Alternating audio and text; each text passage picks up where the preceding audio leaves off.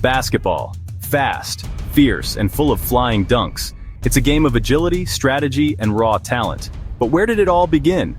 How did a game invented in a school gym using peach baskets and a soccer ball become one of the most popular sports on Earth? We're about to take a deep dive, folks, into the untold story of basketball, a journey through its humble beginnings to the global phenomenon it is today. So buckle up, get your popcorn ready because you don't want to miss this. Picture this. Springfield, Massachusetts, 1891. Winter's got a grip on the Northeast, snow piled high, and inside a stuffy YMCA gym, a man named James Naismith is racking his brain. He's got a problem, see? A bunch of restless athletes driving him up the wall, full of too much energy and nowhere to put it. Naismith, he's a physical education instructor, and he knows he needs something revolutionary to channel all that youthful energy. Now Naismith, he could have gone with another round of calisthenics, maybe a brisk game of dodgeball. But no, he's got a better idea brewing. He takes a soccer ball, those peach baskets used for harvesting, and nails them 10 feet high on the walls. And just like that, the game of basketball is born. 13 original rules, handwritten by Naismith himself, outlined the basics. No running with the ball, points scored by tossing the ball into the basket, and a focus on teamwork over individual glory. Little did Naismith know he'd unleashed a force, a game that would transcend borders, languages, and cultures.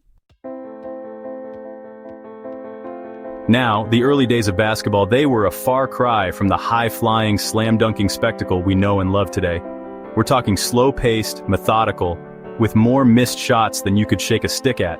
But even in its infancy, the game had that certain something, that spark that captivated those who played and watched. The first games, they were played with 9 players on each side. Can you imagine that on a court today?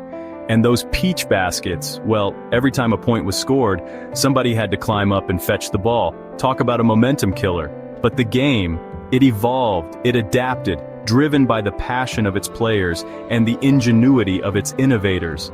The peach baskets, they gave way to metal hoops, and eventually those glorious nets we see swishing today. The dribble, once an afterthought, became an art form, a blur of handles and crossovers that could leave defenders dazed and confused. The year was 1946, and the world was still picking up the pieces after a long and devastating war. But from the ashes, a new beacon of hope emerged, a league that would change the landscape of basketball forever. The Basketball Association of America, the precursor to the NBA. Now, in those early days, the league was a hodgepodge of teams, some good, some, well, not so much. But what they all shared was a burning desire to prove themselves, to showcase the burgeoning talent that was sweeping across the nation. And showcase they did. Legends were born on those hardwood courts. Names like George Mikan, the NBA's first true superstar, and Dolph Schayes, a pioneer of the jump shot.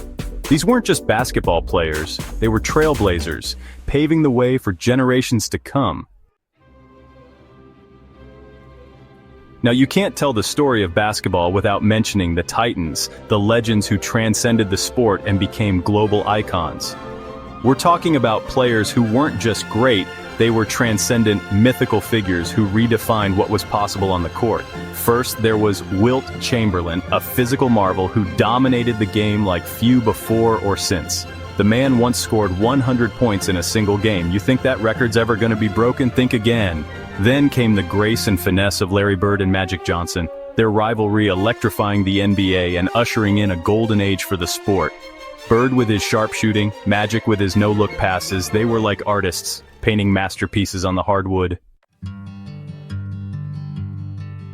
Now, the story of basketball isn't just about championships and highlight reel dunks.